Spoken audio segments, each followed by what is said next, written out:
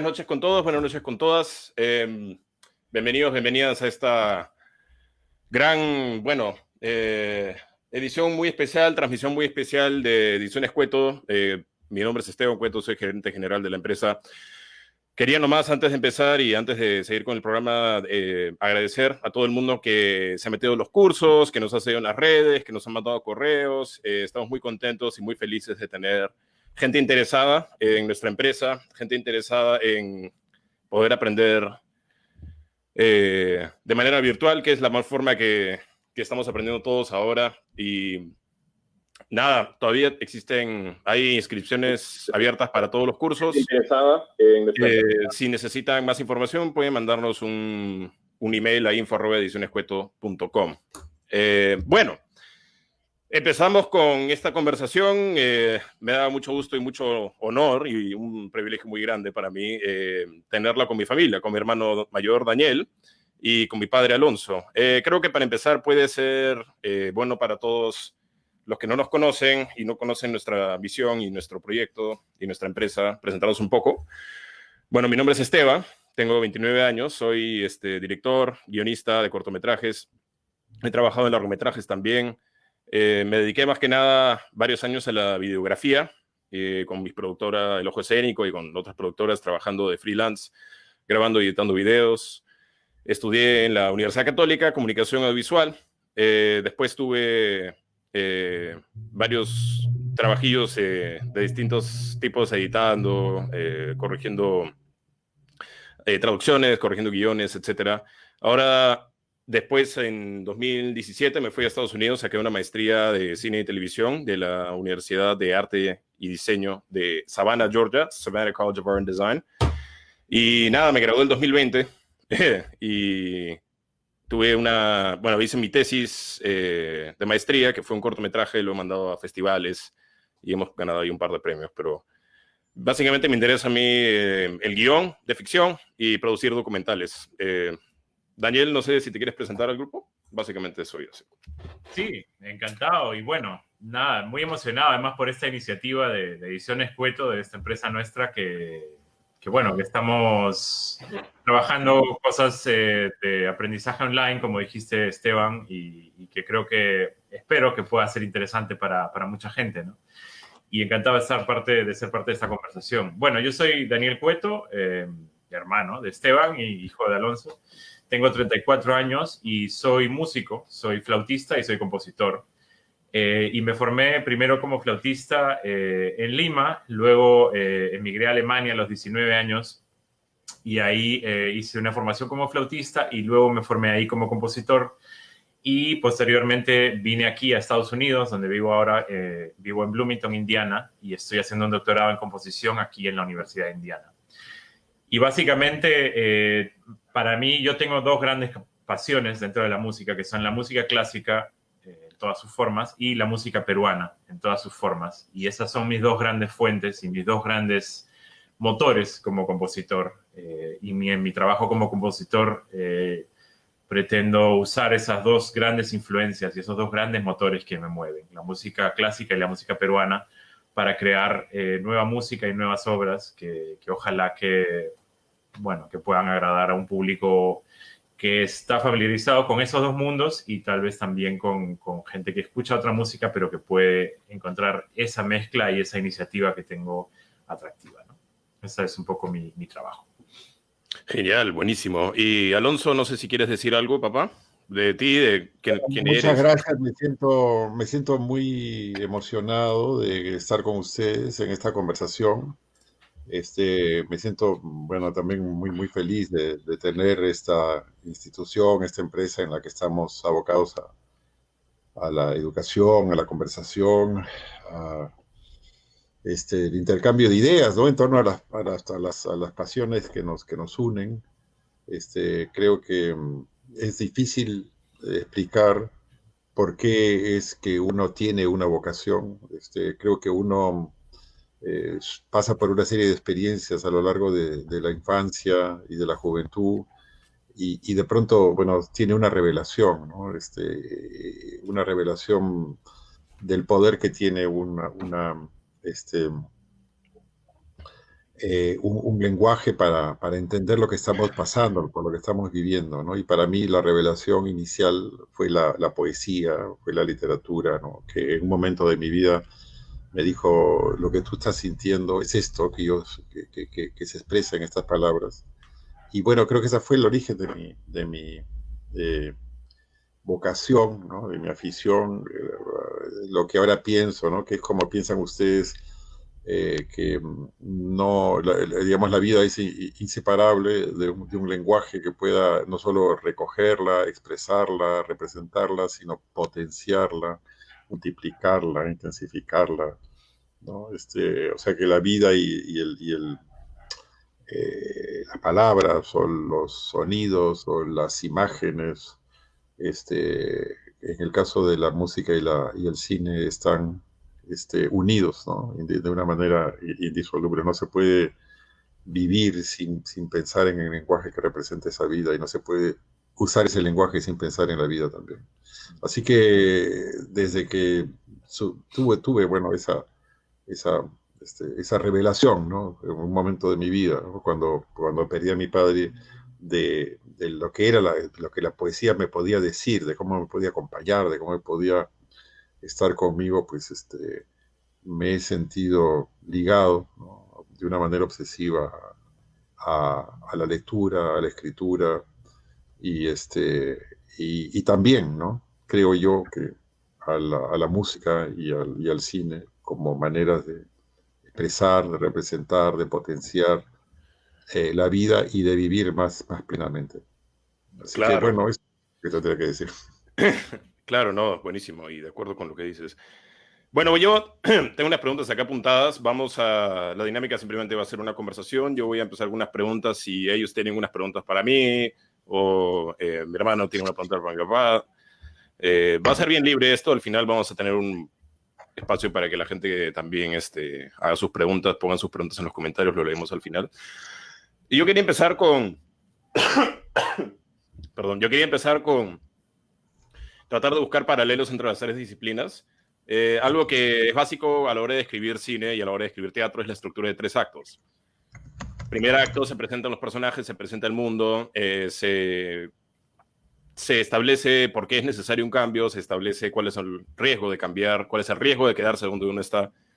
Y en el segundo, y ocurre el incidente incitador y empieza el conflicto. En el segundo acto se complican las cosas, hay retos, el personaje vence esos retos, se presentan nuevos retos y también tiene aliados en el camino, hace nuevos enemigos, adquiere nuevas habilidades. En el tercer acto es el clímax, entonces es el enfrentamiento final con el antagonista o con la fuerza que está oponiéndose al objetivo del personaje y se soluciona de una forma u otra, ¿no? Yo quería preguntar, bueno, ¿en música existe algo así? Es decir, ¿cómo se estructura una pieza musical, Daniel, de las que tú te especializas en escribir? ¿Cómo las estructuras tú? Bueno, en realidad en la música existe claramente un formato similar ya desde la tradición musical. O sea, si tú miras la tradición de la época clásica, dentro de lo que se llama música clásica a nivel general, existe la época clásica, que es la época en la música clásica de la segunda mitad del siglo XVIII, ¿no? Hacia fines del siglo XVIII, que es la época de Mozart, Haydn y luego Beethoven, ¿no? Y la forma sonata, que es una forma típica de esa época, cuando tú coges cualquier obra de Mozart o Beethoven que se llame sonata, es una obra en varios movimientos, y el primer movimiento de esa obra, de cualquier obra que se llame sonata, de Mozart o de Beethoven, y de compositores posteriores también, está escrito en lo que se llama la forma sonata. Y la forma sonata básicamente tiene esas 3 partes que tú mencionas. La primera parte se presentan 2 temas musicales, 2 melodías que son reconocibles y que son contrastantes, que se pueden considerar los personajes, digamos, ¿no? Hay una melodía en una tonalidad, por ejemplo, en do mayor, y la siguiente melodía, que es como la segunda melodía que es reconocible, está en otra tonalidad, por ejemplo, en sol mayor. Entonces hay 2 melodías que tienen rasgos distintivos, que son de alguna manera contrastantes en muchos casos, pero que son, digamos, las 2 melodías principales de ese movimiento o de esa pieza que se van a reconocer.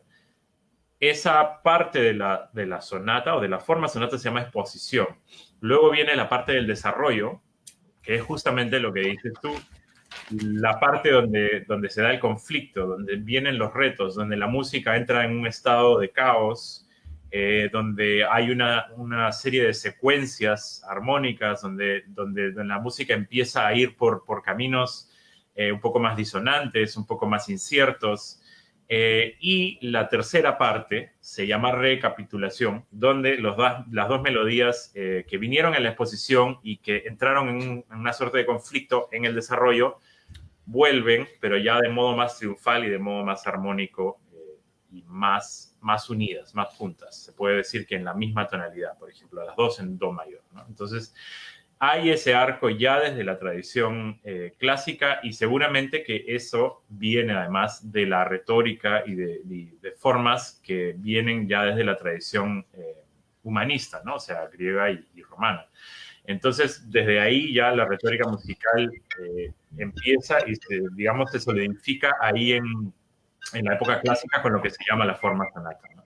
Exposición de los personajes o de los temas musicales, desarrollo, conflicto, historias, secuencias y la recapitulación donde, digamos, estos mismos personajes vienen, pero ya de una forma mucho más estable, ¿no? Y triunfal. Entonces, ese modelo que tanto usan Mozart y Beethoven, para mí, en mi formación de compositor clásico, me sirvió mucho, porque ese modelo en tres partes, que como tú mencionas, no es solo de la música, sino que viene de mucho antes y se manifiesta en otras artes. Ese modelo, digamos, como idea, es algo que cuando estudias muchas de estas obras se te queda un poco grabado, ¿no? Y que de alguna manera, en algunos casos, la aplicas, cuando compones, la aplicas de forma consciente, pero en otros casos la aplicas de forma inconsciente, porque es algo que, digamos, has absorbido en el estudio de las obras clásicas, ¿no? Entonces, yo sí considero que mucha de mi música tiene influencias de esta forma de pensar en tres partes, digamos, de la historia. Claro, no, interesante, me puse a apuntar, por eso estaba mirando a otro lado, porque exposición, conflicto, recapitulación, me parece bien bacán que exista eso. Exposición en guión se le conoce como cuando un personaje habla y dice información, por ejemplo, vengo entrenando hace 2 años y todavía no le gano, entonces ya sabes, ha estado entrenando hace 2 años y es como, no, eso no es algo del primer acto en el guión, pero me parece interesante que se llame igual. ¿Cómo funciona con las novelas y la prosa, Alonso? ¿Hay una estructura? Bueno, me parece que es bien interesante este tema porque yo siempre he creído que cualquier arte, incluyendo a la pintura, ¿no? Por ejemplo, o a la arquitectura, ¿no? Cuenta cómo conviven aspectos distintos, ¿no? de la vida, ¿no? O sea, cuando ustedes hablan de dos melodías, por ejemplo, que se alternan, ¿no? Como ha dicho Daniel, o cuando tú hablas del conflicto, Esteban, creo que lo que es interesante ahí es pensar, ¿no? Que cualquier obra de arte es una mezcla, ¿no? De identidades, formas distintas del ser que conviven, ¿no? O sea, que están en relación. Y yo creo que en ese sentido el arte, en su significado más profundo, reproduce el aspecto esencial de la vida, ¿no? Porque la vida de todos nosotros, tanto la vida interior como la vida en relación con los demás, es el arte de encontrar diferencias, ¿no? Con separaciones con otra persona. O sea, uno no puede pensar en la vida como una conjunción de seres iguales el uno al otro, así como uno no puede pensar en el arte como una conjunción de seres iguales el uno al otro. O sea, el arte y la vida son una galería, ¿no? de seres que son distintos, ¿no? El uno del otro. Entonces yo siempre, bueno, esto es lo que yo siempre he pensado, ¿no? Que en una novela tiene que haber una acción, tiene que haber un desarrollo, o sea, una novela no puede significar eh, la reiteración de la misma identidad del personaje, es una identidad que va en desarrollo, ¿no? Y entonces uno se pregunta qué hace que un personaje haga lo que hace, ¿no? O sea, ¿qué lleva a un personaje pues a buscar la venganza o a buscar más poder o a buscar el amor de alguien, ¿no?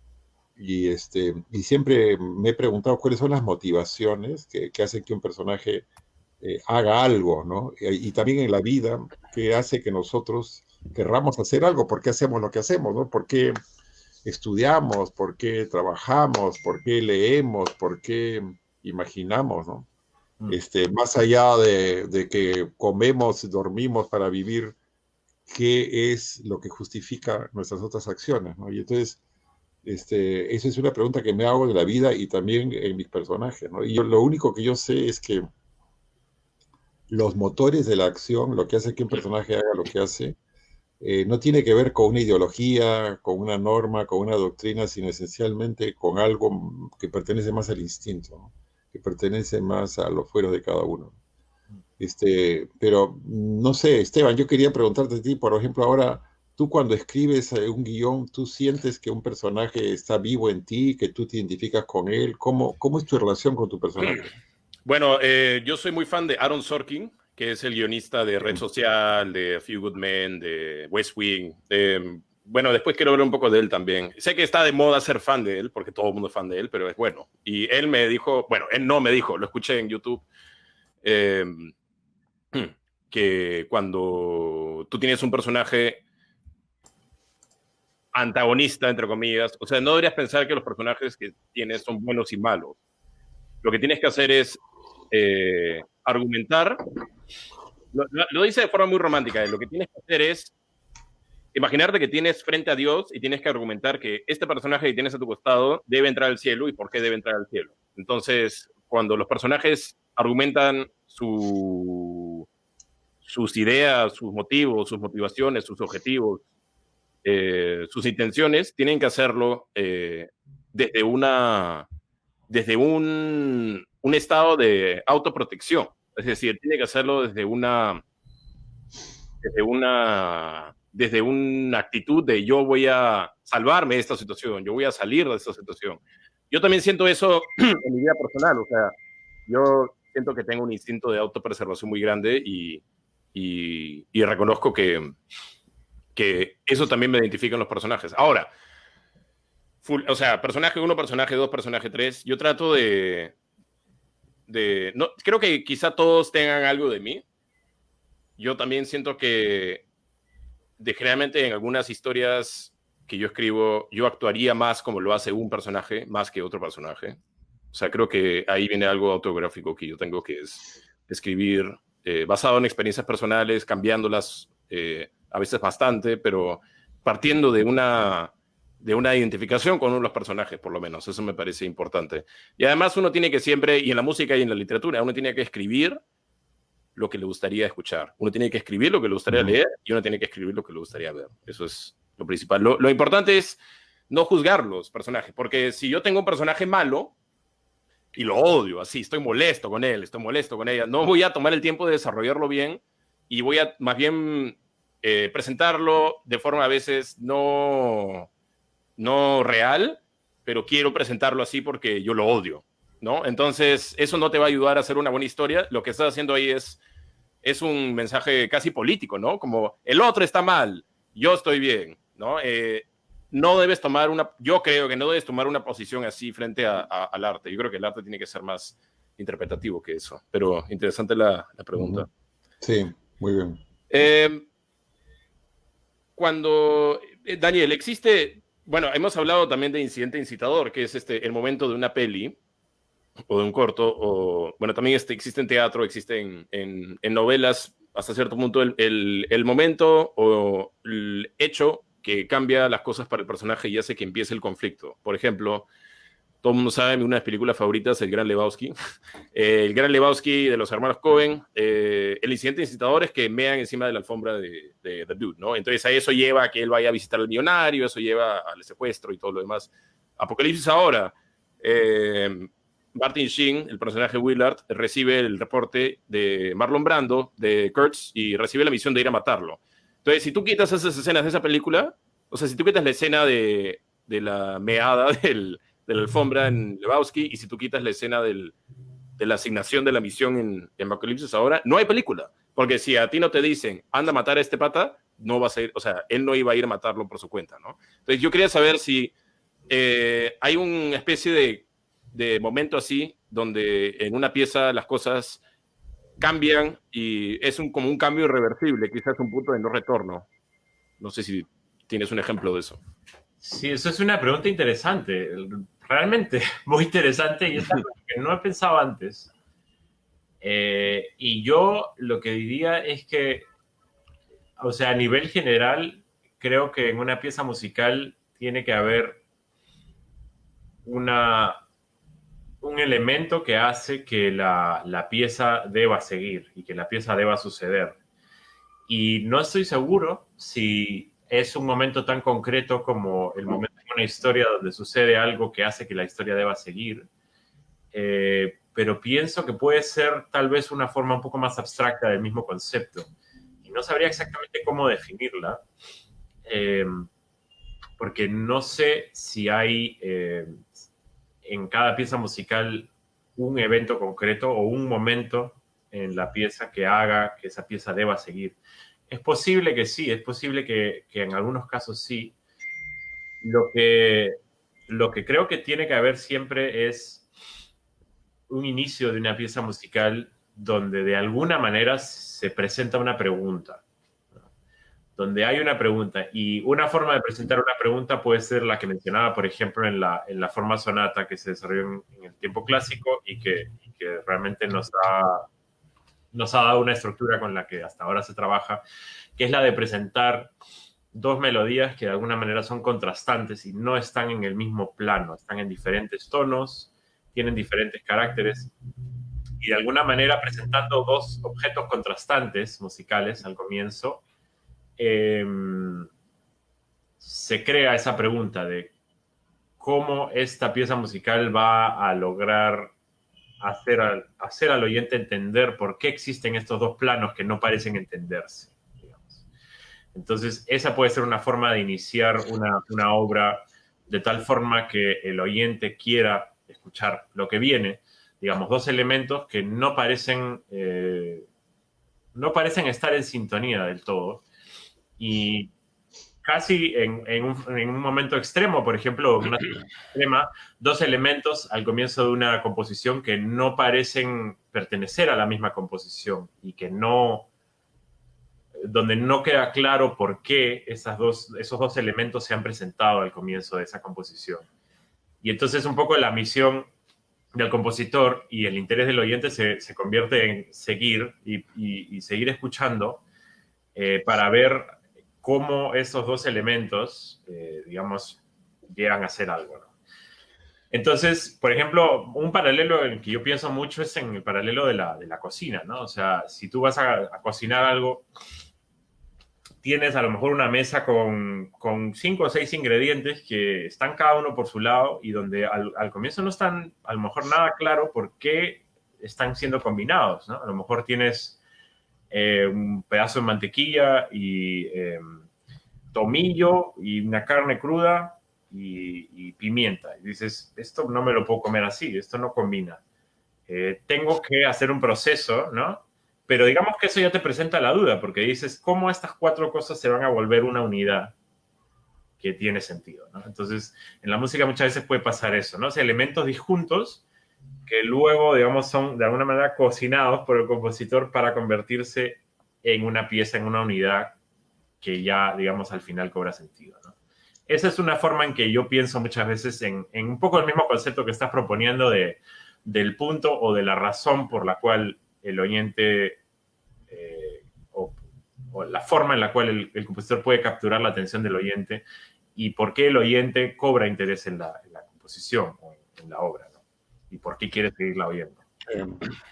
Sí. Papá, ¿quieres decir algo? ¿Qué dosis de cada una? ¿Qué parte de cada una? Porque yo también a veces pienso en la metáfora de la cocina, y a veces les he dicho, ¿no?, a algunos alumnos que la buena composición de elementos supone mezclar contrarios, ¿no? Mezclar contrarios y cosas que a lo mejor no tendrían relación una con la otra. Y entonces el ceviche es un ejemplo que es puesto, por ejemplo, ¿no? Porque en el ceviche se mezcla lo salado y lo dulce, o sea, se mezcla, bueno, el pescado y el camote y la cebolla, se mezcla lo seco y lo húmedo, ¿no? Porque aparece el choclo, que es seco. Pero hay que saber en qué proporciones, en qué dosis, ¿no?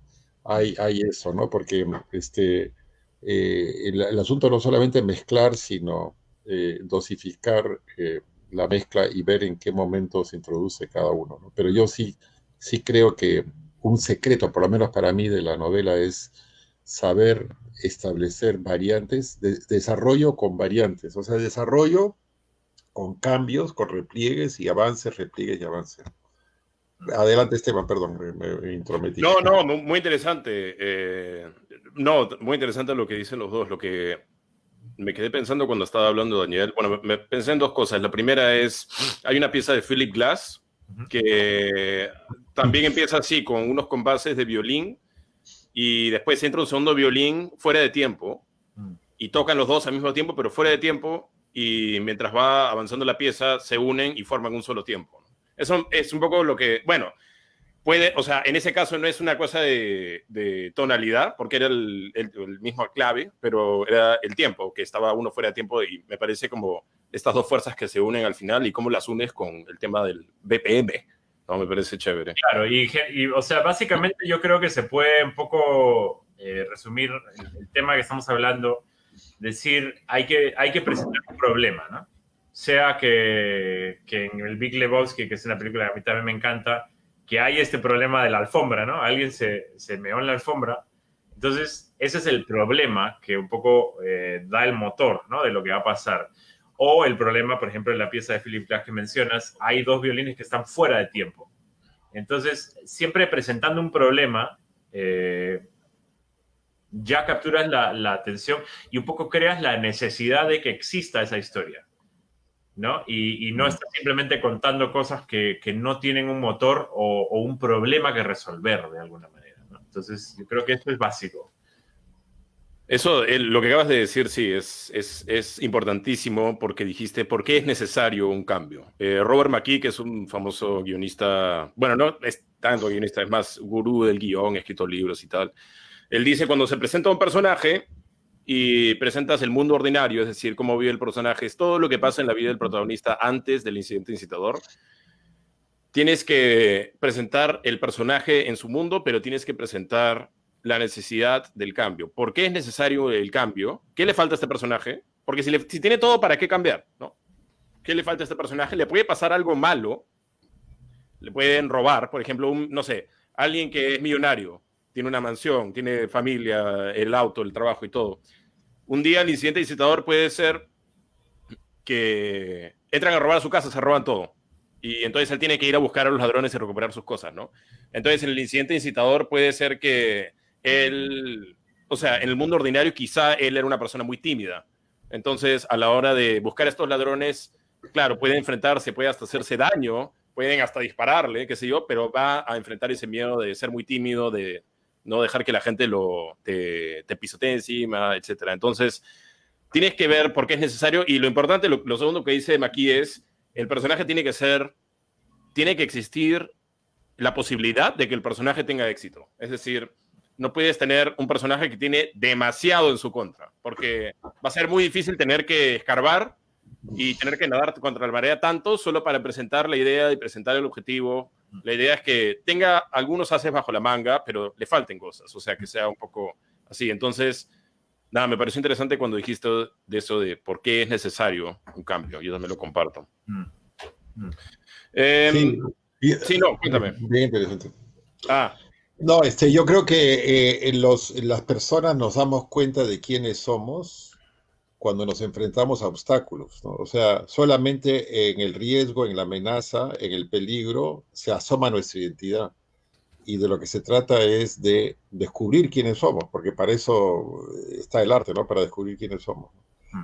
Pero solamente, digamos, nos revelamos en la normalidad, en la vida diaria, pues somos quienes somos para los demás y ponemos disfraces, máscaras y representaciones, ¿no? Pero en el peligro, o sea, tú eres quien eres en el momento en que alguien te quiere robar. Cuando te quieren robar, como has dicho tú, Esteban, ahí se revela. ¿Qué haces? ¿Te resignas? Dices, ya se lo llevaron, buscas a los ladrones, Mm.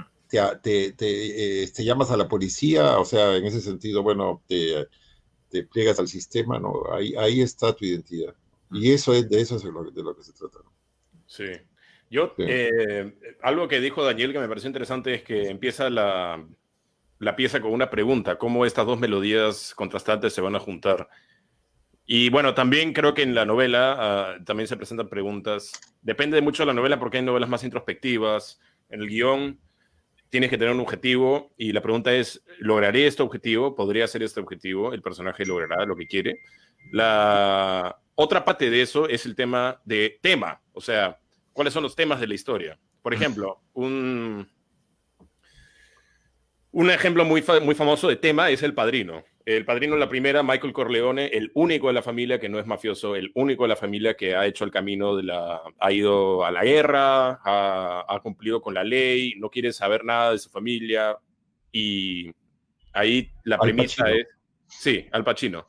Ahí la premisa es, vamos a tener, él podrá, la pregunta que se hace, ¿no? Es, él se convertirá en uno más, asumirá el rol del negocio familiar de la mafia, él tendrá la capacidad, tendrá lo que se necesita.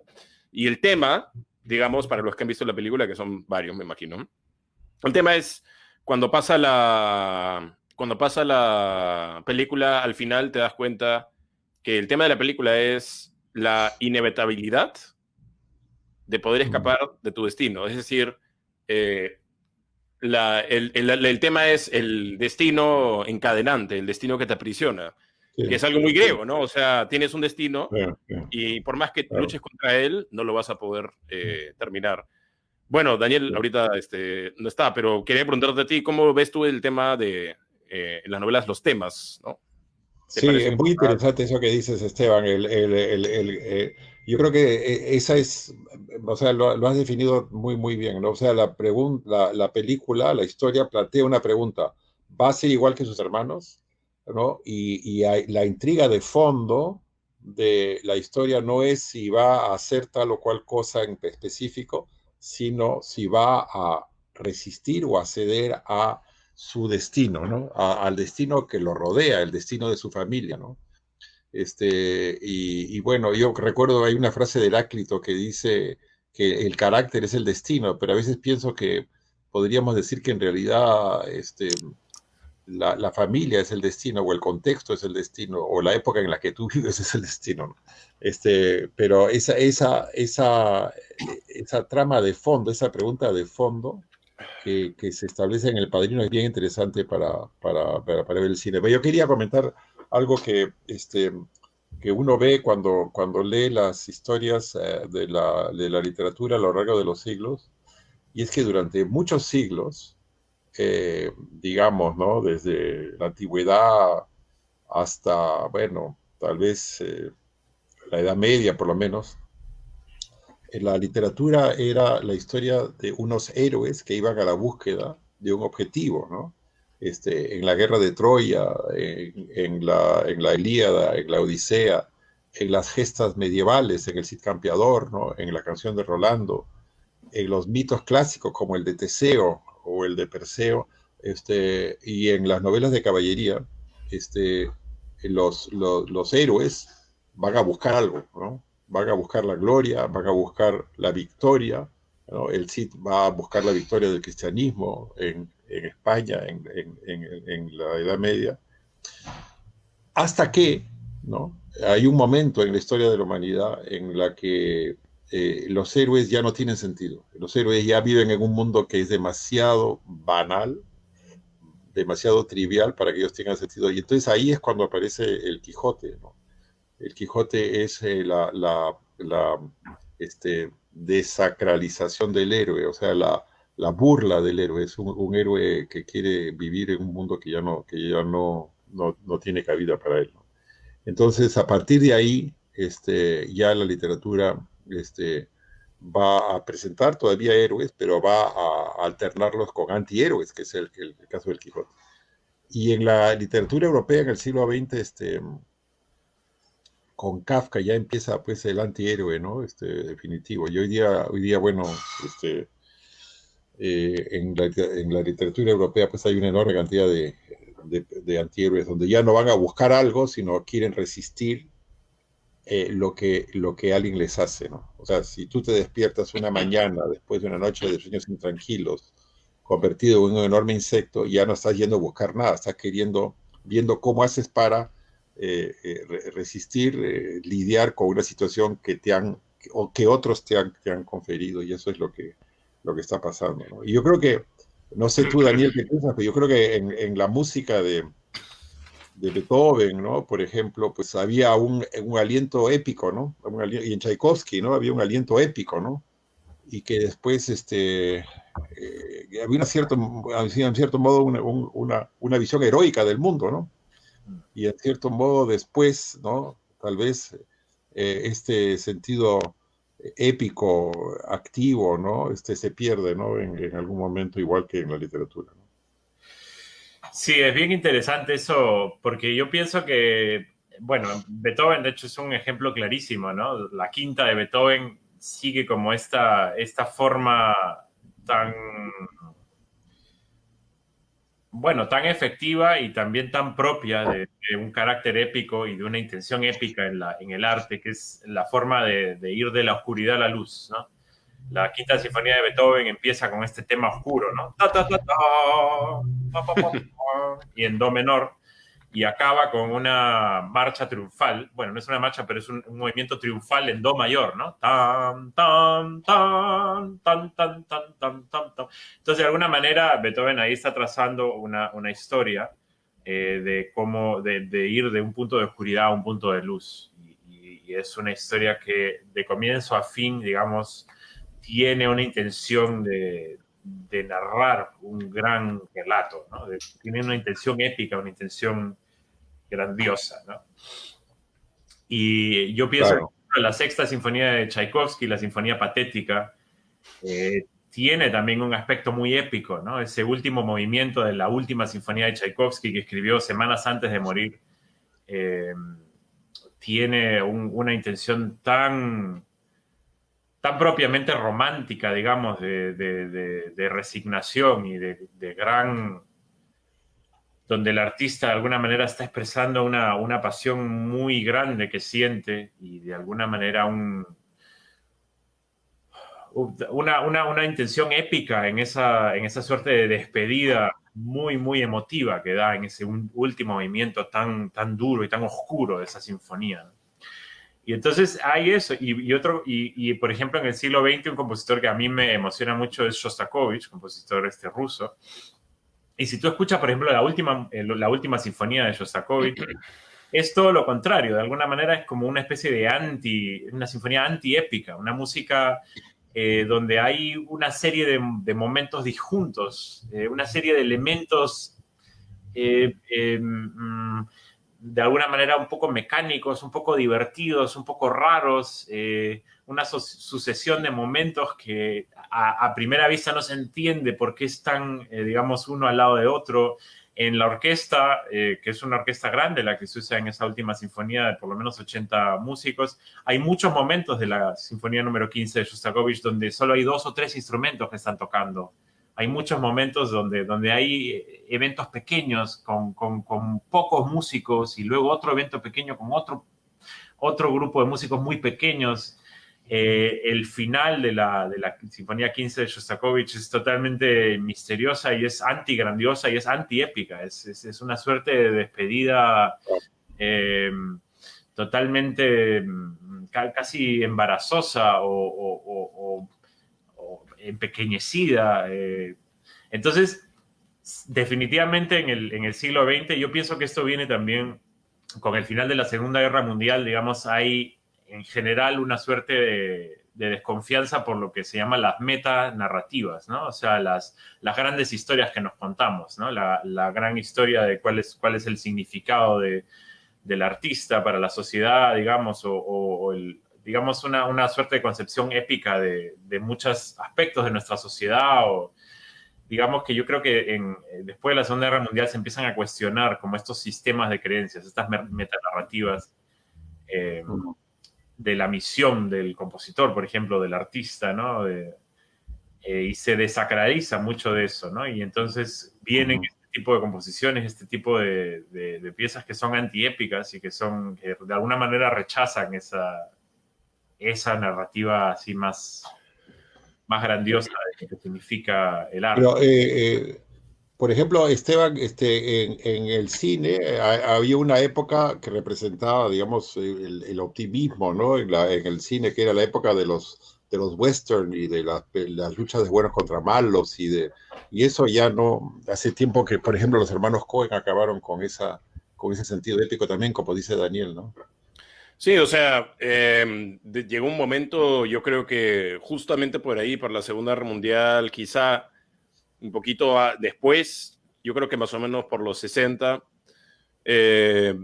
nos dimos cuenta los seres humanos que no nos gustaba ver personajes que eran perfectos, no nos gustaba ver que el héroe era incorregible y el villano no podía hacer nada bien nunca. Y entonces aparece la idea del antihéroe. Uno de los antihéroes más famosos es el Increíble Hulk, porque tiene este lado de ira incontrolable, que puede ser bueno porque puede vencer a los villanos, pero puede destruir, puede matar gente porque no se controla, no se puede calmar. Y ejemplos así, ¿no? Inclusive, y eso es algo que están adoptando todos, o sea, en muchas series de televisión los personajes favoritos de las personas son los villanos y no tanto los héroes, o por lo menos entiendes por qué los villanos tienen que hacer lo que hacen, entiendes por qué tienen que ir en contra del protagonista, tienen una motivación quizá, puedes empatizar con él o con ella a nivel personal, si tienes un personaje padre y tú eres padre o qué sé yo, supongamos que tú tienes una hija y el personaje va a robar para alimentar a su hijo y una hija, entiendes por qué lo hace, pero no lo hace, o sea, no soluciona el problema de forma correcta, se crea otro problema, pero es algo que están adoptando todos, inclusive en las pelis de Marvel, los Avengers, ahora ya hay escenas no se llevan bien todo el tiempo. Hubo una peli que era Guerra Civil, donde todos se pelearon el Capitán América contra Iron Man, así como, o sea, ya hay escenas en estas películas de que son los superhéroes más incorregibles y todo, de escenas donde muestran vulnerabilidad, escenas donde cometen errores, escenas donde pierden los papeles. Y eso me parece que en cine y todo es mucho más interesante que tener a alguien que no puede cometer ningún error o que no puede hacer nada bien, o sea, uno de esos dos extremos. Porque nosotros somos igual, o sea, necesitamos identificarnos con lo que vemos, y nosotros a veces hacemos cosas bien, a veces hacemos cosas mal. Entonces queremos ver a alguien que tenga eso también. Sí, muy cierto, sí. Ahora, hablando de Aaron Sorkin, este guionista, él hablaba mucho de que el diálogo para él es música. Y dice, no es que suena como música, sino que es música. Es decir, cuando yo hablo, los sonidos que emito a él le suenan bien melódicos y existe como un ritmo, un ping-pong, un ir y venir, que yo digo algo, tú dices algo en los diálogos, ¿no? Entonces hay un ritmo definitivo en el diálogo, en el cine, porque también de alguna forma cuando salimos del cine de ver una peli o terminamos una peli estamos recordándonos ese monólogo o esa frase que siempre repetimos y que nos da risa o nos da miedo o nos da todo y con esa frase nos quedamos, ¿no? Yo sé que obviamente música y el ritmo y todo eso existe en la música, pero papá, te quería preguntar, ¿existe eso en novelas? ¿Existe un ritmo? ¿Existe una música? Claro, yo creo que, bueno, eso quería decir, en la narrativa creo que hay mucho de música y hay mucho también de teatro y de cine, ¿no? O sea, primero hay de música porque la narrativa, igual que la música, y a diferencia de la pintura, es un arte que ocurre en el tiempo, o sea, ocurre a lo largo de, o sea, uno lee una novela a lo largo de un tiempo, así como uno escucha una obra a lo largo de un tiempo. Y hay expresiones como frase, ritmo, respiración, que comparten la música y la narrativa, ¿no? Y efectivamente eso me parece bien interesante lo que dice Esteban del diálogo como una música, porque creo yo que el mejor escritor es el que logra crear la mejor música, ¿no? Y yo creo que la razón por la que nosotros recordamos poemas, trozos de novelas, trozos de obras de teatro es por la música que tienen. Una música, bueno, hecha de palabras con significados, pero que tiene un sentido musical. Claro. Por eso es que Flaubert repetía en voz alta las palabras que había escrito en el día, en las noches, en esa alameda que tenía en Croisset, ¿no? Pero también tiene mucho de cine, porque lo que a mí me parece que es más interesante en una novela es no decir, interpretar una escena, sino mostrar a una escena. O sea, no decir el fulano de tal está enamorado, sino mostrar, ¿no? Que se despierte una noche, se sube al auto y se va debajo de la ventana donde está durmiendo la persona que ama. O sea, mostrarlo como hace el cine y no decirlo en general, ¿no? Sino que mostrarlo en particular. Y eso es algo que hacen las imágenes. O sea, digamos que la literatura, pues creo, la narrativa por lo menos tiene mucho de cine y de música. Sí, no, muy interesante. Yo también siento que la diferencia, digamos, en el guión, entre el guión y la partitura o la novela, es que una peli no está terminada cuando escribes nomás el guión. Y el cine es un arte muy colectivo, entonces tú como guionista tienes la responsabilidad de poner tu voz, dejar que tu voz, hacer la historia, poner la voz que tú quieres, ponerle la intención que tú quieres a la historia, pero también dejar espacio para que el director de fotografía, los actores, los vestuaristas, todos interpreten también y agreguen su propia voz. Al final el cine es como un coro, es una colección de voces. Y tengo la sensación de que se puede, digamos, como dices tu papá, se puede dentro del guión hacer énfasis en ciertas cosas, ¿no? Por ejemplo, no se puede poner en guión ningún movimiento de cámara, ni ningún plano, eso está terminantemente prohibido. Por más que tú seas el director, no lo puedes hacer. Tienes que tenerlo en otro lado, que es el guión técnico, pero si quieres, por ejemplo, que se haga hay unas estrategias que un guionista puede hacer, ¿no? Para asegurarse de que se grabe de tal forma u otra. Una estrategia muy fácil es decir, cae una lágrima por la mejilla del personaje. Entonces sabes que tienes que tenerlo acá, o tienes que tener el detalle de la lágrima, o algo que no me gusta tanto, pero que se usa es, por ejemplo, el personaje se va de la casa y se olvida de las llaves. Entonces tenemos un plano de las llaves, pero tenemos un plano así, cerradísimo. A mí no me gusta eso, pero digamos, lo tienes, es cómo diriges tu atención, en qué momento, porque si ves el cine, la historia de una película es como un círculo, y el director lo que hace también es coger una parte de ese círculo y mostrarla. O sea, lo que hace el director con la cámara es, te voy a fijar la atención en esta parte, voy a fijar la atención en esta parte.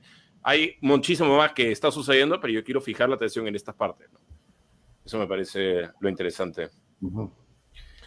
Sí. Yo quería preguntarles a ustedes, Daniel, ¿cuál es tu película preferida? Y Esteban, ¿cuál es tu obra musical preferida? Bueno, esa es una gran pregunta. A mí me gusta mucho el cine. A mí me gusta mucho David Lynch, el director David Lynch. Otro director americano un poco independiente que me gusta mucho es Robert Altman. Y algunas de mis películas preferidas, una muy poco conocida de Robert Altman que se llama A Wedding, Un día de boda, una película hecha en los 70s, que es muy interesante. Porque... Tu hija ya sabe la música, ¿no? Sí, sí. Muy buena música esa película, y además me interesa mucho porque trabaja con muchísimos personajes. Tiene, me parece que 24 personajes bastante principales, y un poco el reto de hacer que cada uno tenga un rol en la historia. Me parece que en esa película está extremadamente bien logrado. Y bueno, David Lynch, la película Mulholland Drive es una película que realmente también es, y yo creo que a igual nivel con La boda de Altman. Un poco la profundidad y la complejidad psicológica de la historia que cuenta y qué tan profundo llega realmente a acabar esa historia, ¿no? Sí, esas yo creo que son mis 2 películas preferidas. ¿Y tú, Esteban? Bueno, música clásica no escucho tanto. Yo soy muy fan de la ópera y dentro de la ópera mi favorito es Puccini, la Bohème, Tosca, todo eso. Todo el día puedo escuchar eso y yo feliz, no hay ningún problema. Creo que lo que me llama la atención tanto de Puccini es la pasión con la que escribe y con la que... O sea, se siente muy grandioso. Es como el vuelo de un cóndor, una cosa así. En el segundo acto, cuando están en el restaurante y todo el mundo está cantando y se paran en la mesa, que después lo hicieron en Rent y todo, ¿no? O en el comienzo, cuando hace tanto frío que ellos mismos dicen, o sea, una frase, hablando de la frase, una frase que yo siempre recuerdo de la Bohème es, Rodolfo dice, hace tanto frío que no creo en el sudor de la frente. Para mí el sudor de la frente no existe. Entonces, siempre que tengo frío pienso en eso. Sí. De todas maneras. Ahora, Sí. algo, papá, que tú dijiste antes, esto de cuando ahora es más común en las novelas que los personajes, en lugar de ir a buscar problema, les pase algo y ellos tengan que reaccionar.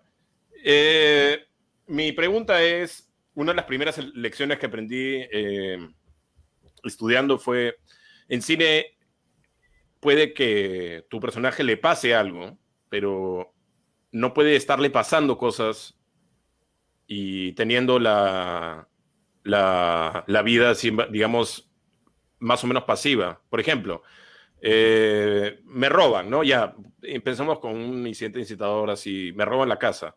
Entonces, yo no hago nada y viene un policía y me pide un soborno para encontrar a los culpables, lo soborneo. Y después llama a uno de los ladrones y dice, oye, perdón, yo te voy a devolver todas las cosas, pero no me metas a la cárcel, pues, hermano, yo vendo a mis amigos, que no sé qué, y te devuelvo todo. Ya, eso en realidad no nos estamos encariñando con el personaje porque no está haciendo nada el personaje. Un personaje activo, ¿qué hace? Le roban, está bien, pasivo, le roban, pero al día siguiente, él va a la comisaría, él hace la denuncia. El tercer día, él habla con alguien que conoce uno de los que robó, qué sé yo. Cuarto día se compra un arma. O sea, tienes que tener ahí, tomar acción, tomar acción, tomar acción. Yo sé que en las novelas puedes no tomar acción y todo, pero puede que haya una historia que necesite un personaje activo. ¿O cómo lo ves tú, Alonso? Sí, bueno, mira, yo creo que en general a mí las novelas que más me gustan son las novelas donde los personajes son activos y están a la búsqueda de las cosas. O sea, yo soy a la antigua un poco en eso, ¿no? Digamos, a mí me parece que sí, porque en el camino, en el proceso, está digamos, el descubrimiento de quiénes somos, ¿no? No se me ocurre una mente inactiva, ¿no? Como tema de una novela. Ahora, puede ser que no sea un camino físico, ¿no? Porque, por ejemplo, bueno, yo estaba ahora leyendo con los alumnos de la universidad En busca del tiempo perdido y en la novela, en gran novela de Proust, la búsqueda es más de las sensaciones, de las revelaciones, o sea, Marcel ve a Albertine dormida y en ese acto de verla dormida descubre tantas cosas de su rostro, de su vida, de su identidad, ¿no? O sea que también puede ser una visión, ¿no? Digamos, de la mente, ¿no? No solamente del cuerpo, ¿no? Pero sí, será porque yo soy tan inquieto que me gustan las personas inquietas, ¿no? De una u otra manera. O sea, no veo cómo hacer una historia con una mente dormida, ¿no? Por eso es que a mí no me gustan las novelas de Rob Grillet y de Lugo Roman, ¿no? Porque creo que la vida no es eso, la vida no es estar eh, aposentado en un lugar sin inquietud, ¿no? O sea, digamos, si la vida fuera eso, Adán y Eva se habrían quedado en el paraíso, ¿no? Como ustedes ya han escuchado. Bueno, esa frase es un chiste en la familia, porque mi padre siempre dice, la literatura comenzó el día que Adán y Eva se comieron la manzana, entonces siempre decimos eso. Pero es cierto, o sea, este es un incidente incitador y según la religión católica todos seguimos pagando ese pecado, ¿no? Entonces, si no hubiera habido eso, no estaríamos donde estamos hoy, según la religión. Entonces, eso también me parece interesante. Daniel, hay una cosa en cine que también vuelve un poco loco a uno, que es el tema de lo episódico. ¿Qué me refiero? Por ejemplo, si yo tengo un cortometraje donde tengo un personaje alcohólico, quiero mostrar ese personaje alcoholizado, sí, pero quiero no sé, o sea, el mensaje de una escena, por ejemplo, no quiero que el mensaje de todas las escenas sea el mismo. Este es un alcohólico. Entonces, la forma, digamos, episódica, que es para mí la forma mala de hacerlo, es escena 1, soy alcohólico, entonces me emborracho en la calle. Escena 2, entro a la casa y rompo todo, me discuto con mi esposa por estar ebrio. Escena 3, me aparezco en el trabajo borracho. Escena 4, me aparezco en la actuación del colegio de mi hija borracho. Entonces, ya sabemos que eres un borracho, porque lo vamos a ver 4 veces distintas. Mejor muéstranos una escena de borrachera, una escena de resaca, donde dices, ya cambié, voy a cambiar. La tercera es quizá en el trabajo te dicen, mira, si tú no dejas de tomar, ya fue. Entonces, tienes que tener complicación tras complicación, intención, obstáculo, intención, obstáculo, intención, obstáculo. Porque si es siempre lo mismo, tiene la tendencia a ser como muy repetitivo. Entonces, no sé si tú conoces o insiste en la música esa crítica de que esta pieza puede ser muy repetitiva o muy episódica porque dice lo mismo en cada compás o en cada secuencia, en cada sección. No sé si lo ves así. Sí, yo creo que eso es algo que puede pasar fácilmente. Y nuevamente yo pienso que para eso muchas veces sirve, y algo que a mí me sirve mucho como compositor es inspirarme en las formas clásicas, en las formas de épocas anteriores de la música, donde, digamos, la manera en que funciona la estructura te ayuda a que eso no suceda, ¿no? Entonces, por ejemplo, tomando la forma sonata de la época clásica, si tienes una exposición donde presentas 2 melodías, luego hay un desarrollo donde hay más conflicto y se va a sitios más disonantes y armónicamente más lejanos, y luego una recapitulación donde vuelven esos 2 temas, pero ya más alineados. Digamos que si tú tienes un concepto de una forma que tiene un cierto patrón, es más difícil que caigas en repetir cosas. Y muchas veces yo creo que caemos en repetir algo cuando en realidad, cuando no tenemos una idea de una estructura posible para un elemento, ¿no? Pero cuando tenemos una melodía y tenemos una idea de una estructura posible, que muchas veces es derivada de cosas que han hecho compositores antes, podemos ponerla en un contexto y ya tenemos una serie de mecanismos de cómo lidiar con ese elemento, de en qué momento traer un elemento contrastante.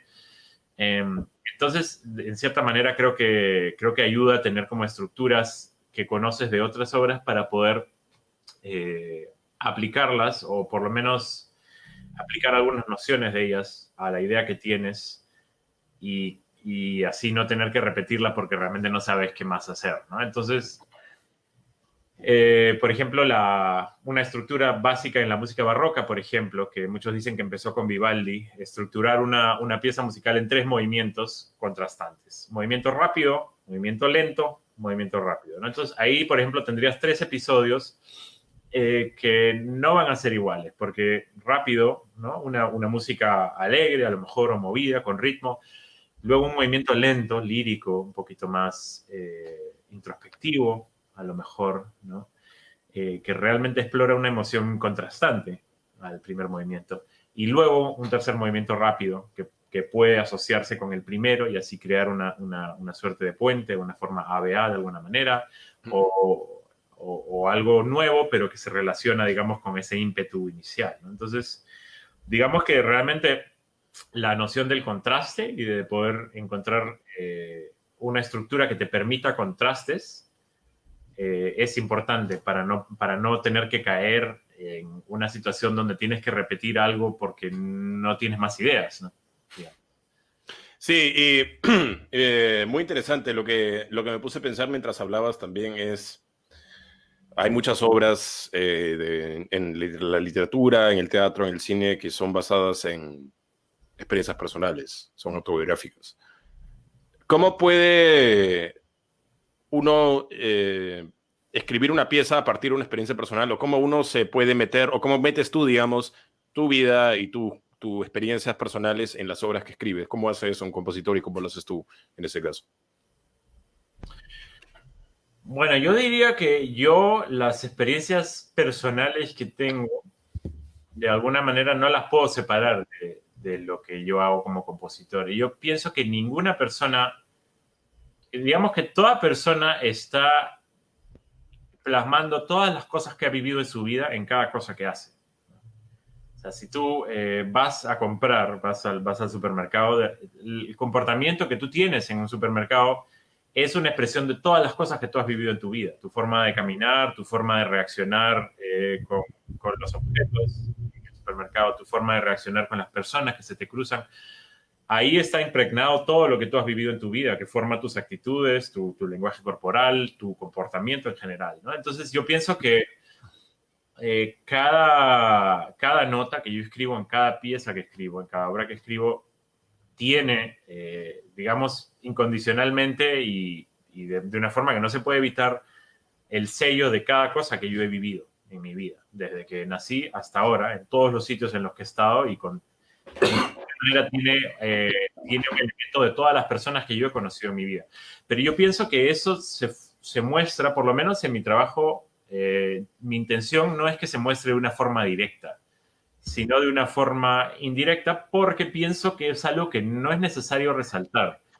No escribo una obra musical con la intención de resaltar una experiencia personal que tuve, porque al pensar que realmente incondicionalmente estamos plasmando todo de nosotros en lo que creamos, pienso que no es necesario que eso sea, digamos, el objetivo de una obra, es expresar un sentimiento concreto que tuve y poner eso en primer plano. Yo pienso que eso es el mismo flujo de lo que sucede, el mismo motor de por qué yo soy compositor y de por qué creo, tiene que ver con las cosas que he vivido. Entonces ya el hecho de componer una obra implica expresar que yo soy como soy y que he vivido lo que he vivido. Entonces yo nunca he sido nunca me ha interesado demasiado escribir una obra concreta con el objetivo de expresar un hecho concreto de mi vida. Eso no es algo que me interesa de una forma tan a nivel superficial, sino que es una cosa un poco más compleja, más total y más sutil en mi caso. Qué interesante, ¿no? Me parece interesantísimo que de alguna forma tú pones tu vida, tu forma de ser, tu personalidad se puede diluir de lo que tú escribes sin necesidad de decir, voy a mostrar a la gente que yo soy así, voy a mostrar a la gente que yo soy así. ¿Tú estás de acuerdo con eso, Alonso? Sí, sí, yo estoy de acuerdo con eso totalmente. Creo que es muy misteriosa la relación entre la vida y lo que uno escribe, pero que no puede reducirse a yo quiero traducir artísticamente un hecho, ¿no? Y que ustedes lo han dicho de una manera pues impecable, creo yo. Y también quería contestar algunas de las preguntas. Me pregunta Amor por las Letras y Marita Cunio sobre El extranjero. Yo creo que El extranjero es una novela de un antihéroe total, un personaje totalmente aislado del resto del mundo, ¿no? Y entra más en la categoría de los antihéroes, ¿no? Y luego Martín Carrillo me pregunta sobre una banda sonora. Yo creo que las palabras deben tener su propia música, ¿no? En realidad. Y luego, pues Jorge Salcedo pregunta también si yo he sido alguna vez actor. Yo no he sido actor, Esteban ha sido actor, pero yo creo que lo más parecido que hay a un escritor es un actor, porque un escritor tiene que hablar con diferentes voces, de diferentes personajes, impostando diferentes acentos, ¿no? Y entonces se parece mucho a un actor. Y luego la pregunta de Miguel Pierre Pérez dice que si hubiera un incendio y solo tiene que salvar un libro, ¿cuál salvaría? Yo, lo que me ha hecho recordar esa pregunta es la respuesta que dio Cocteau, que le preguntaron a Cocteau, si hubiera un incendio en su casa y si llegara el fuego, ¿qué salvaría? Y Cocteau contestó, yo salvaría el fuego. Eso es lo que salvaría. Bueno, eso te ayuda a cocinar después. eh, em, la... bueno, no sé por qué pienso en esto ahora, pero aprovecho y pregunto, Daniel, la famosa frase en Amadeus, cuando el emperador está escuchando la pieza de Mozart y Mozart la termina y le dice, ¿qué le pareció la ópera? Y el emperador dice, tiene muchas notas. Too many demasiadas notas. ¿Eso existe en música o es como, o sea, puede una pieza tener muchas notas? ¿Demasiadas notas? No, yo pienso que puede tener, al igual que una película, al igual que una obra de teatro y al igual que una novela, una pieza musical puede ser demasiado corta o demasiado larga, pero que eso siempre es relativo a su contenido, ¿no? Y nuevamente se puede aplicar esa metáfora a la cocina. Mi esposa, que es española, Gloria, ella siempre habla mucho de nosotros los peruanos porque siempre acabamos hablando de comida y relacionando todo con la comida, y ella dice que eso es algo muy peruano y seguramente tiene razón. Pero digamos que hay un tiempo para todo y en la cocina también, ¿no? Algo puede ser cocinado muy poco tiempo y quedar un poco crudo, o puedes cocinarlo demasiado rato y entonces ya queda un poco disuelto, ¿no? O lo cocinas el tiempo perfecto y entonces los ingredientes que has usado y los procedimientos que has usado llegan a ese punto ideal del tiempo, ¿no? De donde se sienten terminados. Y yo pienso que en la música y en el cine y en la literatura hay obras que acaban un poco pronto, donde uno tiene la sensación que realmente no se ha aprovechado el material que se había puesto sobre la mesa. Más comúnmente todavía pasa que se hacen un poco largas y uno siente que ya el material que se había planteado no alcanza ya y la obra sigue y uno no entiende por qué. O hay obras donde nada sobra y nada falta. Y esas son las obras maestras, donde cada elemento tiene función, cada parte de la composición o de la historia cumple una función y tiene un puesto en ese todo y no sobra ningún elemento, ¿no? Entonces, es posible que una obra tenga demasiadas notas si es que, digamos, se está pasando el tiempo y está siendo más larga de lo que su material y de lo que plantea da, digamos. Si ya se ha dado el desarrollo de esos elementos y sigue, entonces tiene demasiadas notas. Claro, cuando ya ya ha dicho lo que tenía que decir y a veces me pasa que yo veo una peli y digo, ese era el final, ¿por qué seguimos acá? Este era el final, ¿por qué hay esta otra escena ya? Acá tenías que cerrarlo, era el momento perfecto, ¿no? Exacto. Cuando yo tenía clases de apreciación musical en la Universidad Católica con Enrique Iturriaga, que también ha sido profesor de Daniel, él nos decía que hay obras musicales que terminan, pero que la mayor parte de las obras musicales no terminan, sino que cesan. O sea, se detienen, pero no han terminado, o sea, no han... Y se puede decir tal vez lo mismo de las novelas y de las películas, ¿no? O sea, o sea, terminar, hay el arte de terminar. Por ejemplo, una película que me parece que realiza el arte de finalizar la historia es La vida de los otros, ¿no? La película alemana, ¿no? Ese final, cuando encuentra el libro, lo compra y le preguntan, lo envuelvo para regalo y él dice, no, esto es para mí, ¿no? O sea, ese es un gran final de una historia. Ahora, Sí. yo, a propósito de la cocina, yo creo que los mejores platos, las mejores obras son las que se cocinan a fuego lento.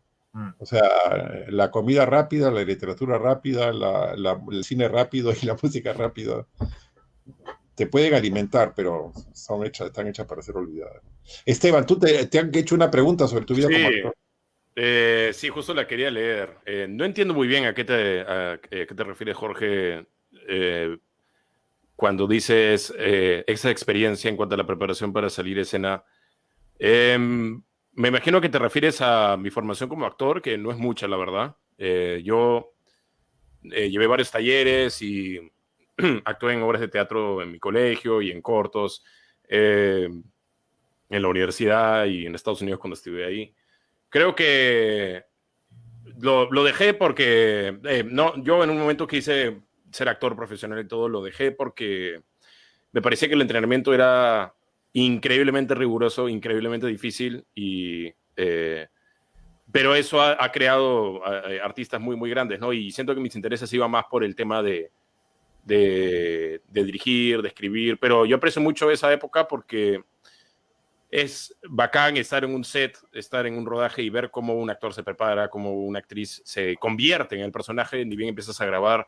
Muchos actores y actrices muy talentosos pueden simplemente apretar el switch y volverse el personaje. Otros se mantienen en personaje durante el rodaje porque es difícil salir y entrar.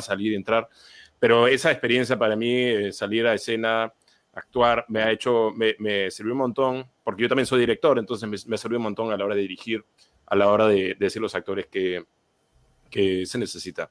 Bueno, para terminar, quisiera hacer la pregunta que mucha gente la ha guardado para el final, porque mucha gente la hace, es ¿de dónde vienen tus ideas? ¿Y cómo vienen tus ideas a la cabeza?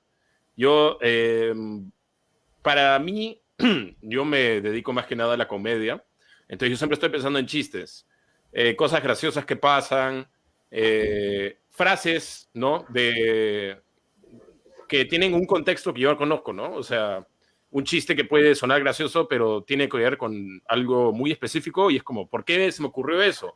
Voy a escribir un corto que tenga ese chiste porque ese está bueno. Y también yo he sentido, y lo he dicho bastantes veces antes, en el caso, yo escribo comedia porque la comedia es el género más serio que hay. La base de todo la comedia y el humor es la seriedad, es el drama. Digamos, comedia en la antigua Grecia también se le conocía a obras dramáticas, no solamente en la época de Shakespeare, también a veces. Y yo quería preguntarles a ustedes cómo vienen ideas a sus cabezas. O sea, está la típica de que te cuentan una historia y te dicen, tú haces un corto, haz una película de esto, haz un esto. Pero, Daniel, en tu caso, por ejemplo, ¿son melodías, son estructuras o estás tocando en el piano o tocando en la flauta o algo y, esto podría ser una partecita interesante y construyes sobre eso? ¿O cómo vienen? Y bueno, la siguiente pregunta es, ¿piensas en instrumentos o piensas en melodías y después ves qué instrumento podría ser bueno para eso? Sí, esa es una pregunta muy interesante porque yo pienso que realmente el misterio más grande que para mí de crear una obra artística es de dónde vienen las ideas, ¿no?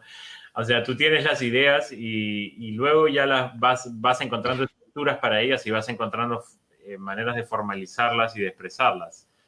Pero realmente esta cosa inicial de dónde viene esa idea, eso es lo más incomprensible y lo más misterioso, ¿no? Y realmente yo pienso que esas son cosas que vienen de un sitio que no conocemos, ¿no? O sea, yo no considero que las ideas musicales me las invento yo. De alguna manera yo tengo una noción de que eso viene de algún sitio muy misterioso y llega, digamos, cae, ¿no? Y en alemán, de hecho, existe la idea una de las palabras para expresar idea es Einfall. Es, digamos, algo que cae a un recipiente, Einfall, como si la mente, digamos, fuera un recipiente y algo cae ahí. Como la manzana de Newton, una cosa así. O sea, que te cae y tienes la idea, ya, la gravedad existe. Así es. Pero, papá, ¿cómo lo ves? Sí, a nivel práctico. Perdón, Daniel. ¿Querías decir algo? Sí. Daniel, sí. Sí. No, que a nivel práctico, digamos que yo veo que algunos momentos en que se me pongo, momentos en que estoy en movimiento, momentos en que estoy caminando, llevando a mi hija, por ejemplo, estaba en el coche, mientras caminando se me ocurrían ideas. A veces, cuando estoy tocando o improvisando, pero he notado que muchas veces cuando entro en movimiento, las ideas empiezan a entrar. Entonces, muchas veces tenemos la concepción de un escritor o de un compositor que, digamos, se encierra en una oficina o en un sitio aislado del mundo y ahí le vienen las ideas, pero mi experiencia es que muchas veces es en una situación dinámica de movimiento en la que entran estas ideas de Dios sabe dónde, pero entran, ¿no? Y muchas veces en la forma de melodías o de pequeños retazos melódicos que luego como que se me quedan y digo, eso está interesante, ¿con qué puedo conectar esa idea? Y entonces ya empieza un poco el rompecabezas. Sí. Claro, muy interesante. ¿Y en tu caso, papá? Bueno, mira, yo recuerdo una frase de Borges que decía, nadie es poeta de 8 a 5, o sea, uno puede ser abogado o médico con un horario, pero cuando uno es un creador, eres creador todo el tiempo, porque estás todo el tiempo con eh, experiencias, sensaciones, ideas que van a servirte para lo que escribes, ¿no? Y esa es la única manera de escribir, ¿no? Creo que escribir y componer y escribir para el cine y pintar y crear en general es una negociación que uno tiene con el inconsciente, o sea, con las zonas más oscuras, secretas y enterradas de uno mismo, ¿no? Que uno tiene que ir a buscar para poder, digamos, encontrar ahí, ¿no? Una fuerza, un motivo, una escena, ¿no? Eh, que pueda ayudarnos, ¿no? Pero que creo que, o sea, cuando uno está escribiendo, cuando uno está componiendo, en general creo que hay otros seres que se apoderan de uno, ¿no? Eso decía un director, que hay un habitante oscuro que se apoderaba de él cuando dirigía una película, ¿no? Pero que viene del fondo de uno mismo, ¿no? Y eso me parece muy interesante lo que dices tú, Esteban, sobre la comedia, que es el género más serio, porque creo que a veces la comedia es el único modo de entender lo que está pasando, porque la realidad es tan surrealista, digamos, ¿no? Extraña, ¿no? Y cómica, y está compuesta de elementos tan dispares que no hay otra manera que a través de la Sí, comedia. y te hace prestar atención, o sea, una risa es un expreso, es como despertarse así. Estás en una charla, en una clase o en una película y alguien hace un chiste, al toque vas a prestar atención. Oye, qué chévere esto, ¿qué es? A ver. Entonces vas a quedarte viendo porque es como una especie de... A veces estás aburrido, digamos, has tenido un día largo de clases o de charlas en una conferencia, en un congreso, y viene alguien que te hace humor, conecta lo que está hablando con humor, y etcétera, etcétera. Eso te hace prestar atención y dices, oye, esto está bacán. Y lo que dices también puede tener, puedes decir algo con profundidad, de profundidad, haciendo reír. Yo creo eso. Bueno, para acabar, vamos a preguntas que hay acá. Hay una pregunta para Esteban de parte de mi editor, Cayambis Music Press, que publica mi música en Estados Unidos. Y quiero saludar a John Walker, que es mi editor aquí en Estados Unidos y que tiene una pregunta interesante para Esteban aquí en el chat. Bueno, la pregunta es si he pensado adaptar una obra de mi padre al cine. Sí lo he pensado. Yo creo que Alonso tiene muy buena prosa para adaptar, porque hay muchos diálogos. Entonces, y se lee bastante bien, y se lee bastante rápido sus novelas, porque como dice Daniel, yo siento que cuando leo una novela de mi padre, nada sobre, nada falta. Hay suficiente descripción, suficiente información, suficiente construcción de personajes, pero no estamos hablando de 10 o 15 páginas del pelo de la chica, cómo volaba con el viento y la hoja que caía. Creo que hay suficiente preámbulo y suficiente introducción para después ir al grano y tener los objetivos claros, las intenciones claras. No he pensado qué historia podría ser, pero sí, eventualmente yo tengo ahora varios proyectos que estoy escribiendo, pero eventualmente sería bacán quizás hacerlo con mi padre, porque así tenemos comunicación, ¿no? Claro. Muchas gracias, Esteban, y también gracias a Cayambic Music Press. Sí. Bueno, gracias a Daniel, a Alonso por este momento. Gracias a todos por vernos. Queremos también hacer más conversaciones con todo el mundo, de invitar más gente. Tenemos todavía cupos abiertos, inscripciones abiertas en todos los cursos. Hay sitio, pueden llevar el taller de narrativa con él, con mi padre, pueden llevar introducción al guión de cortometraje conmigo, pueden llevar creando mi primera página web con Luis Sagnich, que fue el que nos hizo la página web de Alonso. Daniel también se nos va a unir pronto, después del verano, para dictar cursos, así que va a estar bueno.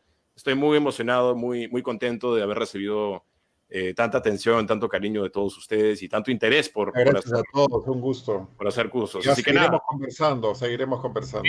Nos encantaría volvernos a reunir para conversar y de hecho, bueno, nos gustaría también invitar a la gente a que propongan temas que les interesaran, que podamos incluir en conversaciones futuras de nosotros, tal vez temas que les interesara, que pudiéramos conversar comparando aspectos de la literatura, el cine y la música para futuras conversaciones y para seguir explorando temas interesantes, ¿no?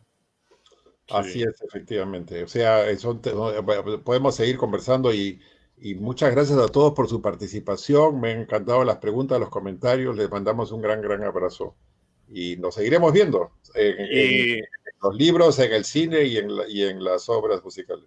Y escríbanos, síganos, estamos en Facebook, en Instagram, síganos por esas redes y escríbanos un correo a info@ediciones.com, meterse en un curso. La vamos a pasar bien este verano, así que nos vemos ahí. Gracias, Daniel. Gracias, Alonso. Hasta luego. Gracias por todo. Chao.